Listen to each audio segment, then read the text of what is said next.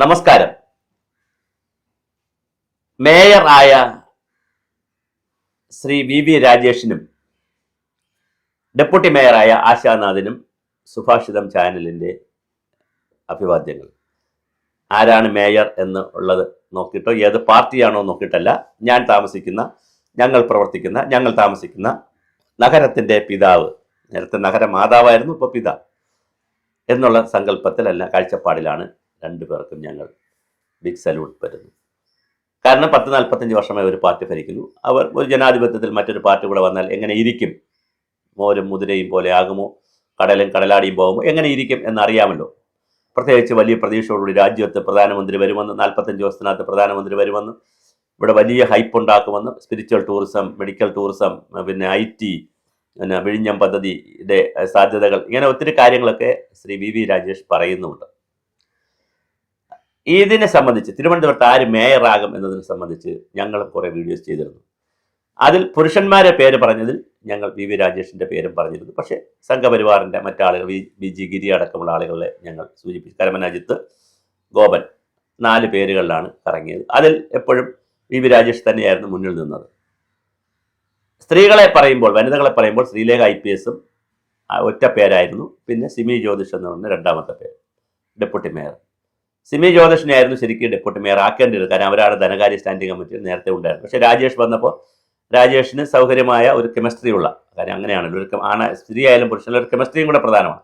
മേയർക്ക് chemistry ഉള്ള ഒരു deputy മേയറെ കൊടുത്തതിൻ്റെ കൂടെ ആകാം. പിന്നെ അവർ മറ്റൊരു വനിതയാണ്, അല്ല പിന്നെ യുവ നേതാവാണ്. അപ്പോൾ അതൊക്കെ പല കാരണങ്ങൾ കണ്ടുപിടിച്ചുകൊണ്ടായിരിക്കും ആശാനാഥിൻ്റെ. അതിലേക്ക് നമുക്ക് അഭിപ്രായമില്ല, അത് നല്ല തീരുമാനമാണ്. പക്ഷെ രാജേഷിനെ തീരുമാനിച്ചത് ഇങ്ങനെ ആയിരുന്നോ, ഇങ്ങനെ വേണ്ടിയിരുന്നോ എന്ന് BJP പലവട്ടം 100 വട്ടം ആലോചിക്കണം. നിങ്ങളുടെ 14% വോട്ട്, 16% വോട്ട് 14%ആയതിൻ്റെത്, 20% വോട്ട് 14%ത്തിലേക്ക് പോയത്, 1000-ഓളം വരുന്ന പഞ്ചായത്ത് രാജ് സ്ഥാപനങ്ങളിൽ, 23,000-ഓളം വരുന്ന ഗ്രാമപഞ്ചായത്തുകളിൽ, 152 വരുന്ന ബ്ലോക്ക് പഞ്ചായത്തുകളിൽ, നഗരസഭകളിൽ, 5 കോർപ്പറേഷനുകളിൽ നിങ്ങൾ മത്സരിച്ചിട്ടും എല്ലാ കാലത്തേക്കാളും വലിയ ഹൈപ്പ് കിട്ടിയിട്ടും, ശബരിമലയുടെ ഹൈപ്പ് കിട്ടി, രാജീവ് ചന്ദ്രശേഖരന്റെ വികസിത കേരളത്തിന്റെ ഹൈപ്പ് കിട്ടി, എല്ലാ ഹൈപ്പ് കിട്ടിയിട്ടും എന്തുകൊണ്ട് വോട്ടിൽ പിറകോട്ട് പോകുന്നു എന്ന് ചോദിച്ചാൽ തിരുവനന്തപുരം മേയറെ തെരഞ്ഞെടുത്തതുപോലുള്ള അന്തർനാടകങ്ങളാണ്. നിങ്ങൾക്ക് 50 സീറ്റ് കിട്ടി. 50 സീറ്റ് കിട്ടുമ്പോൾ കൗൺസിലർമാരെ മീറ്റിംഗ് വിളിക്കുന്നു, സന്തോഷം. അവരുടെ അഭിപ്രായം എടുക്കുന്നു, സന്തോഷം. അത് രഹസ്യ ബാലറ്റ് വഴി എടുത്താൽ വളരെ സന്തോഷം. രഹസ്യമായി എഴുതി വാങ്ങിച്ചാൽ, ബാലറ്റിൽ എഴുതി വാങ്ങിച്ചാൽ വളരെ സന്തോഷം. അവർ നിർഭയം പറയും അഭിപ്രായം. അത് എഴുതി വാങ്ങി, അതിനെ നിങ്ങൾ പേര് പോലും അവർ വെക്കാതെ എഴുതി വാങ്ങണം. അതാണ് ചെയ്യേണ്ടിരുന്നത് ജനാധിപത്യത്തിൽ. എഴുതി വാങ്ങി അതൊന്ന് കൺസോൾട്ടേറ്റ് ചെയ്ത് അതിൽ 1, 2, 3 വരുന്ന പേരുകൾ ലിസ്റ്റ് ചെയ്ത് അതൊന്ന് ചർച്ച ചെയ്ത് അതിൻ്റെ ആ ഒരു ലിസ്റ്റാക്കി പാനലാക്കി കേന്ദ്രത്തിൽ കൊണ്ടുപോയി പാസ്സാക്കി വരുന്ന ഒരു രീതിയായിരുന്നെങ്കിൽ എത്ര മനോഹരമായിരിക്കുമായിരുന്നു. ഇത് നിങ്ങൾ സസ്പെൻസ്, എന്ത് സസ്പെൻസ്? ജനങ്ങളെല്ലാം മുൾമുനയെ നിർത്തുന്നു, മാധ്യമങ്ങളെല്ലാം മുൾമുനയെ നിൽക്കുന്നു, ഭയങ്കര സസ്പെൻസ് കാണിക്കുന്നു. ഇതിനിടയിൽ രാജീവ് ചന്ദ്രശേഖർ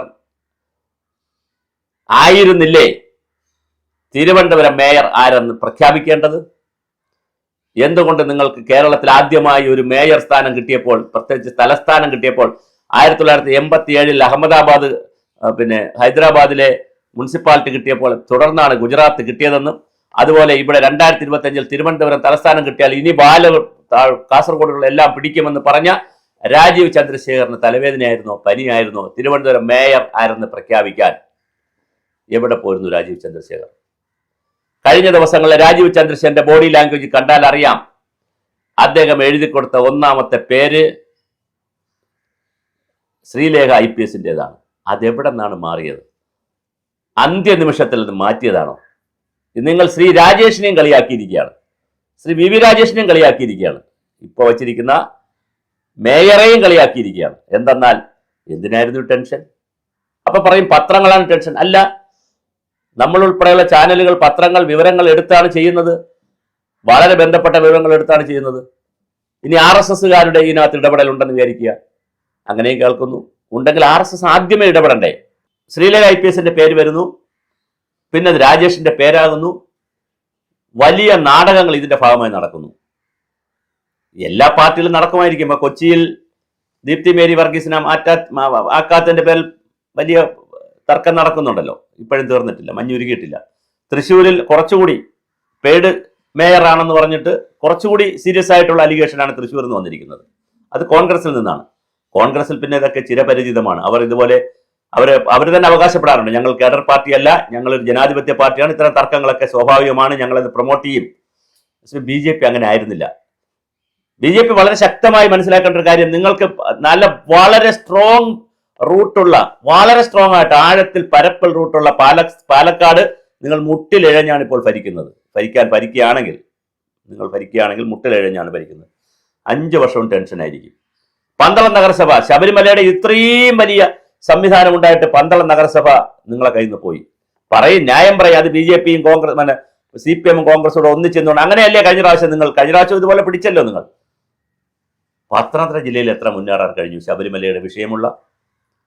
തിരുവനന്തപുരം ജില്ലയിൽ കള്ളിക്കാട് പഞ്ചായത്തും വെങ്ങാനൂർ പഞ്ചായത്തും കല്ലൂർ പഞ്ചായത്തും ഒക്കെ ഒരു കാലത്ത് നിങ്ങളിൽ ഇരുന്നതല്ലേ?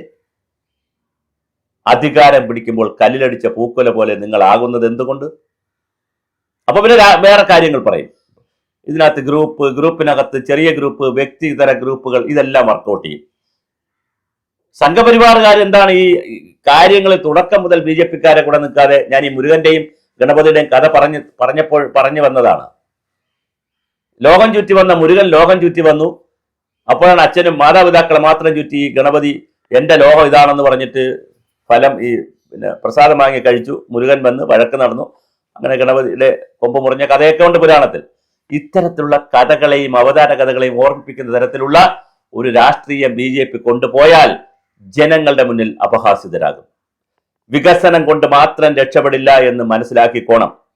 വികസിത കേരളം എന്നൊക്കെ പറഞ്ഞത് കൊണ്ട് മാത്രം രക്ഷപ്പെടില്ല. വളരെ കൃത്യമായി കുറെ അധികം വികസന പ്രവർത്തനം നടത്തിയിട്ട് എല്ലാ വികസനത്തെയും മുങ്ങിപ്പോകുന്ന നിലയിലേക്ക് ശബരിമലയും നൈതികതയും അതിജീവിതയുടെ കേസും അതുപോലെ തന്നെ മറ്റ് CPM തർക്കവും പിന്നെ മറ്റൊരുപാട് കാര്യങ്ങൾ കയറി വന്ന് എന്തോരം ക്ഷേമ പെൻഷൻ കൊടുത്തിട്ട് പോലും CPMന് അത് ക്ലച്ച് പിടിച്ചില്ല. ജനങ്ങൾ അങ്ങനെ ചിന്തിക്കുന്നവരല്ല. അധികാരത്തിൽ കയറ്റുന്നത് പോലെ അധികാരത്തിൽ നിന്ന് മാറ്റി നിർത്താനും വലിയ നൈതികതയുള്ളവരാണ് ഈ പല കാരണങ്ങളാൽ കേരളത്തിലുള്ളവർ. ഇന്ത്യയിലും അങ്ങനെ തന്നെയാണ്.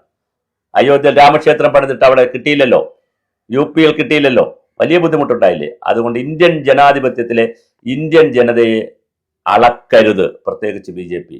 എല്ലാ പാർട്ടികളും, ഞാൻ BJP പ്രത്യേകിച്ച് പറയുന്നത്, നിങ്ങൾ വളരുന്നു, 26-ൽ പിടിക്കും, 31-ൽ നിങ്ങൾ പ്രതിപക്ഷമാവും, 36-ൽ ഭരണപക്ഷമാകും എന്നൊക്കെ പറയുമ്പോൾ എങ്ങനെയാണ് നിങ്ങൾ ഈ കുത്തിത്തിരിപ്പും തമ്മിൽ തല്ലും പാരയും ബഹളവുമില്ലാതെ നേതാക്കളെ തെരഞ്ഞെടുക്കുന്നത്? ഒന്നുകിൽ VV രാജേഷിനെ പോലെയുള്ളവരെ മത്സരിപ്പിക്കുമ്പോൾ ശ്രീലേഖ IPSനെ പോലുള്ളവരെ മത്സരിപ്പിക്കരുത്, അവരെ അസംബ്ലിയിലേക്ക് മത്സരിപ്പിക്കണം. അല്ലെങ്കിൽ അവരോട് പറയണം മത്സരിപ്പിക്കും, പക്ഷെ നിങ്ങൾ മേയർ സ്ഥാനാർത്ഥി ആകുന്ന കാര്യത്തിലൊക്കെ ചില സൂചനകൾ അങ്ങനെ കൊടുക്കരുത്. ഇതെല്ലാ സൂചനകളും മോഹങ്ങൾ. അവരുടെ ബോഡി ലാംഗ്വേജ് നോക്കൂ. അവരുടെ വീട്ടിൽ പോയി ചർച്ച ചെയ്യുന്നു, അവർ ഇറങ്ങിപ്പോകുന്നു, അവർ വലിയ ഡാൻസുകാരിയാണ്, പാട്ടുകാരിയാണ്, അതിൽ ആവേശം കൊള്ളുന്നവരാണ്. BJPയുടെ ജയത്തിൽ ഒരുപക്ഷെ തിരുവനന്തപുരത്ത് ഏറ്റവും കൂടുതൽ, കേരളത്തിൽ ഏറ്റവും കൂടുതൽ ആഘോഷം നടത്തിയ വനിതയായാണ് ശ്രീലേഖ IPS. എൻ്റെ ആരുമല്ല കേട്ടോ. പക്ഷെ അവർ സങ്കടത്തോടുകൂടി പോകുന്നു. എന്തിനിങ്ങനെ സ്ത്രീശാപം കൂടി ഏറ്റുവാങ്ങുന്നു? ഈ പാർട്ടി എന്താ ഇങ്ങനെ? ഈ പാർട്ടിയിൽ ഇതൊക്കെ അതിജീവിക്കാൻ ആളില്ലേ? ശരിക്കും പറഞ്ഞാൽ രാജീവ് ചന്ദ്രശേഖർ തിരിച്ചു പോകേണ്ട സമയമായി. രാജീവ് ചന്ദ്രശേഖർ നല്ലൊരു റിപ്പോർട്ട് ഡൽഹിയിൽ കൊടുക്കണം. കേരളം പ്രയാസമാണ്, ബാലികേറ മലയാണ് BJPക്ക്. ആ കയറാൻ സമ്മതിക്കാത്തത് ഞണ്ടിനെ ഓപ്പൺ കുട്ടയിൽ, തുറന്ന കുട്ടയിൽ കൊണ്ടുപോകുമ്പോൾ ഒരാൾ ചോദിച്ചു, എന്താണ് നിങ്ങൾ അടപ്പിടാത്ത ഈ കുട്ടയിൽ കൊണ്ടുപോകുന്നത്, അല്ലെങ്കിൽ പാത്രത്തിൽ കൊണ്ടുപോകുന്നത്, നിങ്ങൾ അടപ്പിടാത്ത ഞണ്ടുകൾ ചാടിക്കളയില്ലേ എന്ന് ചോദിച്ചു. മറ്റ് മത്സ്യം പോലെ ജീവനുള്ളതായിരുന്നു. അപ്പോൾ പറഞ്ഞു, ഒരിക്കലും ചാടില്ല. ഒരു ഞണ്ട് ചാടി പതുക്കെ മുകളിലേക്ക് വന്ന് മാക്സിമം ചാടാവുന്ന സ്ഥലത്തെത്തുമ്പോൾ അടുത്ത ഞണ്ട് പിടിച്ച് താഴെ ഇടും. അതുകൊണ്ട് ഒരിക്കലും ഈ പാത്രം തുറന്നു കൊണ്ടുപോകേണ്ട, കുഴപ്പമില്ലാന്നൊരു കഥയുണ്ട്. അതുപോലെ നിങ്ങൾ തമ്മിലടിച്ച് ബഹളമുണ്ടാക്കി ഗ്രൂപ്പ് കളിച്ച് അതിനടുത്ത് സംഘപരിവാർ വന്ന് വ്യക്തികൾ വന്ന് കൃത്യമായി ഇങ്ങനെ വരൂ BJPക്കെന്ന്, ഞങ്ങൾ ഇങ്ങനെയാണ് സാറേ എന്ന് നിങ്ങൾ ലോകത്തെ ബോധ്യപ്പെടുത്തരുത്. ഇത് പറഞ്ഞത് നെഗറ്റീവ് പറഞ്ഞതല്ല, വളരെ പോസിറ്റീവായിട്ടുള്ള ഒരു വിമർശനമാണ്, അല്ലെങ്കിൽ ഒരു നിരീക്ഷണമാണ്. BJP തിരുവനന്തപുരത്ത് VV രാജേഷ് ജില്ലാ പ്രസിഡന്റായിരുന്നു. അദ്ദേഹം MLA ആയിട്ട് മത്സരിച്ചാണ് നെടുമങ്ങാട്. നേരത്തെ പൂജപ്പുര കൗൺസിലറായിരുന്നു, ഇപ്പൊ കൗൺസിലറാണ്. വലിയ സമരം നടത്തിയ ആളാണ്. വലിയ നേതാവാണ്, ABVP-യിലൂടെ കയറി വന്ന ആളുമാണ്, എല്ലാമാണ് അദ്ദേഹം. 100% അർഹനാണ്, അദ്ദേഹം തന്നെയാണ് അർഹൻ. BJP-യുടെ സംസ്ഥാന സെക്രട്ടറിയുമാണ്. പക്ഷേ വൈസ് പ്രസിഡന്റ് വരുമ്പോൾ അതിനൊരു തർക്കം വരാം. എന്നാലും രാഷ്ട്രീയ പരിചയമുള്ള 50 സീറ്റേ ഉള്ളൂ. അതുകൊണ്ട് തന്നെ വളരെ വലിയ രാഷ്ട്രീയ മെയ്വഴക്കം വേണം കൊണ്ടുപോകാൻ. ഇതെല്ലാം സമ്മതിച്ചു. അങ്ങനെ ഒരാളിനെ നിങ്ങൾ തെരഞ്ഞെടുപ്പിൽ മത്സരിച്ചിട്ട് എന്തിനാണ് ശ്രീലേഖ IPS-നെ ബന്ദിയാക്കിയത്? അവരെ ഇങ്ങനെ മഴയത്ത് നിർത്തുന്നത് എന്തിനാണ്? എന്നിട്ട് ഇപ്പം പറയുന്നു വട്ടിയൂർക്കാവിൽ അല്ലെങ്കിൽ തിരുവനന്തപുരത്ത് ഏതെങ്കിലും മണ്ഡലത്തിൽ, നിയമം ഒഴിച്ചുള്ള മണ്ഡലത്തിൽ അവരെ നിർത്തി ജയിപ്പിച്ചെടുക്കാമെന്ന് പറയുന്നു. ഒരു കാര്യം കൂടെ ഞാൻ പറഞ്ഞുകൊണ്ട് അവസാനിപ്പിക്കാം. എനിക്ക് കിട്ടിയിട്ടുള്ള ഒരു വിവരം, അത് ശരി തെറ്റുകളൊന്നും എനിക്കറിയത്തില്ല, വിവരം ഇങ്ങനെ VV രാജേഷ് ആയപ്പോൾ ഒരു വിഭാഗം ആളുകൾ, BJP-യിലെ ഒരു വിഭാഗം ആളുകൾ സന്തോഷിക്കുകയും ഒരു വിഭാഗം ആളുകൾ സങ്കടപ്പെടുകയും ചെയ്തിട്ടുണ്ട്. അത് BJP-ക്ക് ഗുണകരമല്ല.